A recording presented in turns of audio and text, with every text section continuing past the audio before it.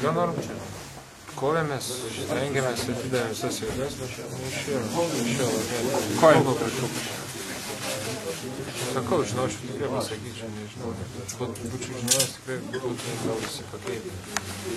Tas dvi greitos pražangos išmušė tave šiek tiek iš vėžių? Jo, išmušė tikrai iš vėžių. Prastai pradėjau ir tas nesėkmė didėlės viso žinių. Žaisti prieš labiau patyrusią Dariušą sunku, kaip apibūdintum žaidimą? Jo, sunku, tikrai labai turbūt žaidėjas. Tiek jau judesių arsenalas yra labai didelis, gintis prieš jį labai sunku.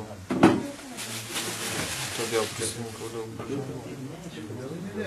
Greit, tiksliau. Ar sutiktumėt, kad varžovai turėjo specialių prieštrūkių stabdyti po pirmo, kadangi tai jau buvo antrasis mačas?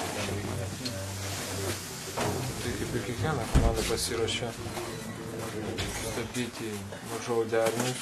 Mes buvom pasiruošę, bet jie galbūt geriau tai padarė. Galbūt geriau įvykdė trenerių nurodymus, kaip mums sustabdyti. Ir jiems tas išėjo. Kaip manau, netrūksta komandos teigiamų emocijų? Manau, tikrai buvom užsivedę prieš pat rungtynes, buvo tikrai daug teigiamų emocijų.